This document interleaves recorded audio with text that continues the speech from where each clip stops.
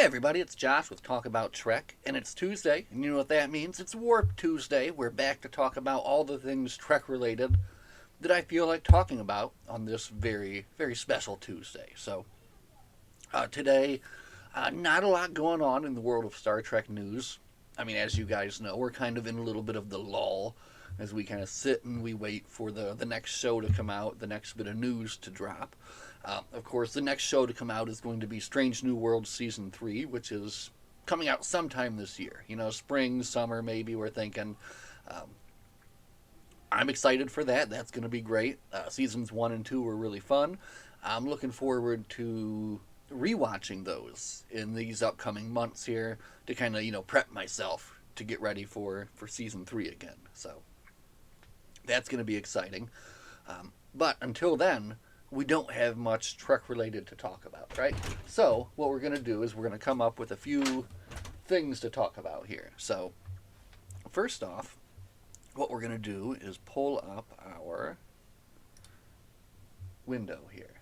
Window. And what we've got is a little bit of toy news. Now this is from the Idle Hands blog website, and it's not new news, it's a little bit of old news back from January 22nd. But look at this, new Star Trek toys. And this is Master Replicas who are going to be making these here. So now this was released at the Toy Fair in, was it London, I think, in 2025. So these are, fairly crude mock-ups, I would guess, right?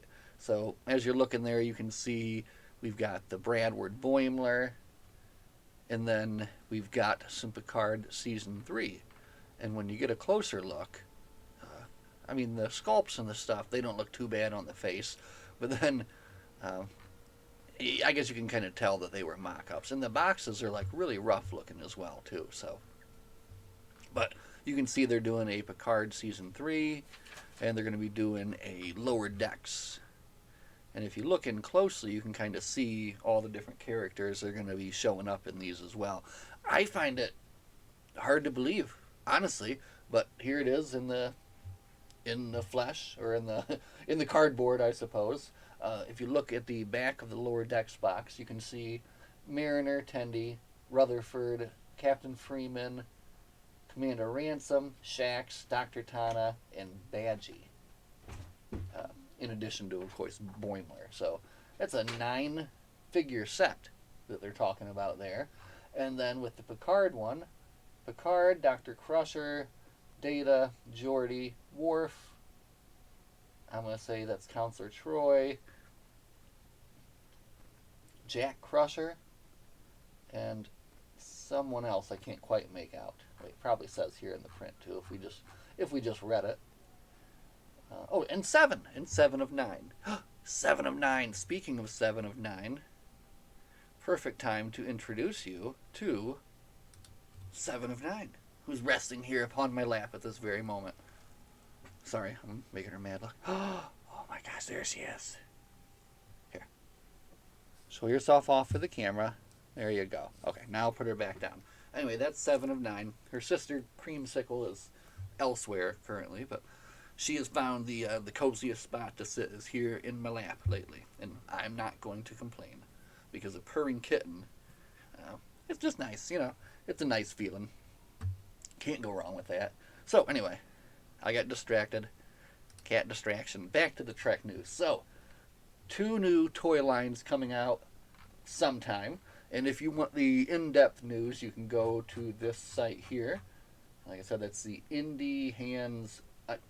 the Idle Hands blog. Idle Hands blog, where you can learn more about, what he saw there at the Toy Fair, and, what these are going to be like, maybe. So, interesting Star Trek news coming our way. So, but let's put that away for a moment and talk about something else. Star Trek Online. I recently read that they are basically starting a new season, and in this new season they have a new storyline, new characters, but they're bringing Jonathan Del Arco, right? Say that right? I think I did. Anyway, they're bringing Hugh back. Hugh's coming back, and I can test and I'm going to keep this in my head canon. He didn't die in Picard season one. With his Borg adaptations, I'm sure that he could have survived. What was it? She just like stabbed him or something within the neck. So anyway, he adapted, he overcame, and he came back, and now he's in Star Trek Online apparently. Now I did play a little bit of Star Trek Online, and I enjoyed the ship combat. That was fun. But I don't really get into the ground based stuff, and maybe that's because I didn't get into playing those kind of games. I never played a lot of those kind of games before. So that wasn't something that I was really big into. But I enjoyed it for what it is, and it's just kind of a fun Star Trek sandbox. So I'm thinking that maybe with this new release, maybe it would be a good time to jump back in, check it out, and just see what's happening. I had some fun with the Christmas one where I ran into Neelix and had some laughs. So we'll see what else we can come up with. So hold on. So the other thing we want to talk about here is what is next in the Star Trek world, right? What are we waiting for on the horizon? And it is this. It is Starfleet Academy, and this is we know like a little bit about it, right? We've got the cast, and the cast is looking fantastic. But the main thing for me, the biggest point, and probably the one of the coolest things that's going to happen for Star Trek is the fact that Robert Picardo is reprising his role as the Doctor in this show. And of course, I don't know if it's been said or not, if it's the original Doctor or his copy from the Living Witness episode. It's fun to speculate about that. But this is of course, the time period is going to be set post-Discovery. So we're way, way, way, way down the road in the future, which leaves it open for all sorts of new things to happen, which is fun. But I like how they're keeping it connected, keeping it connected to the Star Trek world with Robert Picardo, who is, without a doubt, one of my favorite Star Trek characters. It's a very hard thing to do, to try to say, okay, give me your top 5, give me your top 10. Oh boy, could you do it? Who are let's just say your top 5 Star Trek characters? Spock? Spock's always number 1, right? Spock? Data? Picard? The Doctor? I don't know. So it's very hard to say. There's and it's very subjective too. Everybody's going to have their own different top 5. So, and it's something that also is, it shifts constantly in your head, as you're thinking about things and you're watching episodes, and it's funny too. I find that when I'm going back and watching Star Trek and just kind of wanting something nice to put on, I find myself drifting back to Voyager more often than not. And that may be because I've seen The Next Generation more than anything. So that one I don't go back to as much. But with Voyager and Deep Space Nine, I really have only done one full run through, and then just seen episodes, here and there all over the place. But TNG, multiple complete playthroughs, watch throughs. So that's. But now, like I said, lately I go back to Voyager. It seems more than anything. So where are we going with this? Why are we talking about Voyager so much? It's because I really do like Robert Picardo, right? And I was interested in finding out some information today. And I don't know if this is a story I've told before, but the very first Star Trek convention that I ever went to, I barely remember. I would have been, well, I know now for sure exactly how old I was. I was 12 years old at the time, and it was in the summer of 1995. Now, I did not know all these details 20 minutes ago. I was able to figure all of that out. But at this Star Trek convention in 1995, I met my very first Star Trek actor. And while I can't remember it really completely, that was a long time ago. I do remember it. Like, it's weird. I remember going there. I remember meeting him. I remember picking up this script to have Mr. Picardo sign. episode of The Cloud. So, but I don't remember the details of it. I never remembered where it was. I didn't remember how it was that I got to go there. So all of that kind of remained a mystery to me until today, right? Until today. Because, I don't know if you guys know this or not, but the internet sometimes can be a very amazing place and show you many very amazing things here. So let me see. This is tiny. Let me see if I can make it big. Okay, there we go. Okay. So this is a website called fancons.com. And I got to thinking, there has to be a directory, right? Anything that seems Star Trek related, there's somebody on the internet and they're keeping real good track of it. It's all there. I'll show you some other stuff later, but the cons are all there. So I did a little Googling around, right? And then that led me to this site. And this site, and at first I was just searching cons by year. I knew it had to be around 95. That was all I knew, and it was somewhere in the area of Tennessee. That's where I was at the time. So, but then I found that you could actually search by name of guest, which brought up Robert Picardo and all of his convention appearances. Look at him. He was busy in 2024. And of course, all the COVID canceled everything back then. But check this out. We go back in time. We're going back. We're scrolling all the way back. Look at this. 1995, the Magnum Opus Con, July 13th through the 16th in Pine Mountain, Georgia. And I was just north of Georgia at that time. That's our con. So I looked into it a little bit more. What was the Magnum Opus Con? And of course, you can click on it and you can get a little bit more information about it as well. And it was a con that advertised bringing science fiction and science together, which totally tracks with how I was at the time, because I was all about NASA and space and wanted to go to space camp and all that kind of stuff. So this, it all just came together. It perfectly makes sense. So, and it was just nice now to have the actual date. I've got the date, and it's a mystery solved in my head, right? And it's amazing that all of this stuff is still available. And how cool is this? This is his first confirmed appearance. I mean, Voyager had just debuted, right? When did Voyager debut? Hang on. Oh my gosh. I got a cat on my lap. I got to be careful. Hold on. Voyager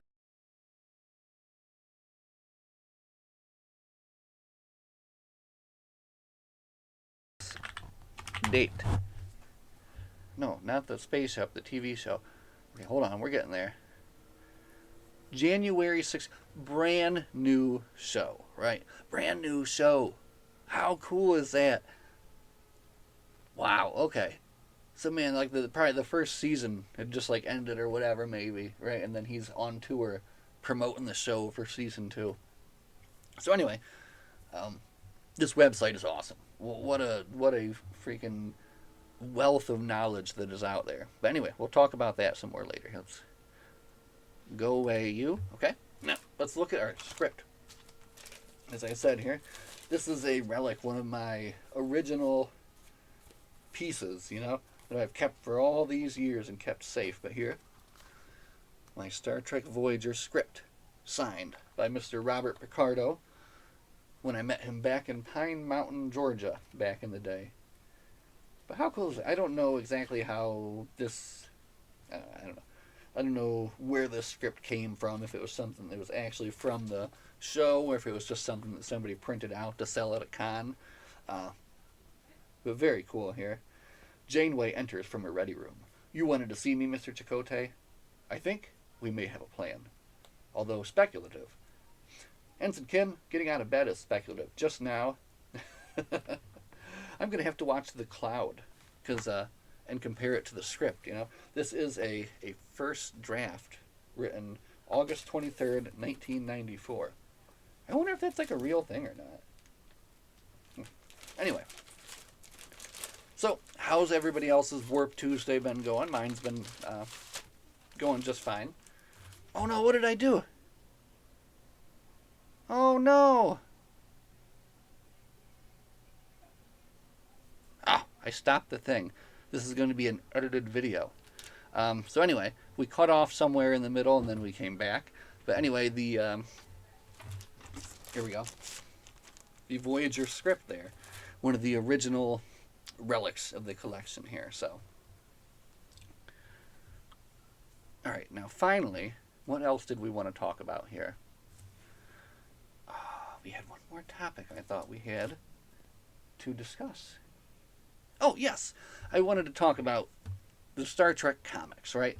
There is an absolute ridiculously crazy amount of Star Trek comics available. Now, I am trying to follow along, and I think I'm going to have to just kind of cut it off. IDW is going crazy. All right, so here, anyway, this is the Memory Alpha here, okay? And Memory Alpha is fantastic. It is the source of all things Trek knowledge that you would ever need, okay? So they have this whole section here on comics, which is just very, very deep.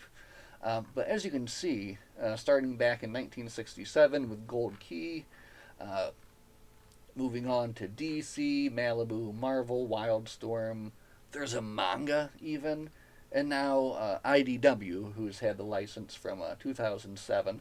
But there is just a ridiculous amount of Trek comics out there. So I have to kind of pull back, I think, on that here, because, you know, there's just really no way. There's just no way to fully collect all these, especially the new ones that come out, you know. That would just be ridiculous. So we'll just kind of focus on like the older ones, the rarer ones, and then maybe start picking up, you know, trade paperbacks for sale later down the road. The other thing is the price of comics anymore is absolutely ridiculous at, you know, $4 to $5 a pop for each comic, right? And let me see, they currently have, I think, 3 or 4 or 5 concurrent series that are running out of IDW at the moment, maybe. And maybe not that many, maybe maybe a couple of them have ended already, but anyway. Yeah. So what I do want to do, though, is actually go back and start looking through some of the older stories that I do have. One things that I was able to accomplish before, I don't know, I guess before I kind of gave up on trying to get all the comics, was I do have the full TNG collection, the whole like 1 through 80. And that was fun to collect and get. So, you know, collecting the older ones is fine, but I think for the newer ones, we'll just wait until maybe, you know, down the road till they become older ones. Or, like I said, you get them as a cheap trade paperback. So I think that's going to be it, guys. I have nothing further to say. I just want to say thanks for hanging out with me for another Warp Tuesday. Glad you all were finally able to meet. Oh, sleepy baby 7. She's so sweet. Look at her. Oh my god. Okay, I'm sorry. I'm so sorry. Every time I wake her up, I feel like I've done something wrong, you know? I don't know if you can hear that purring either.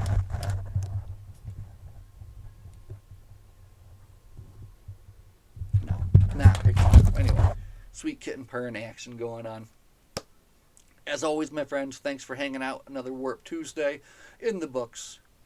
Live long and prosper, and we'll see you guys next time. Bye.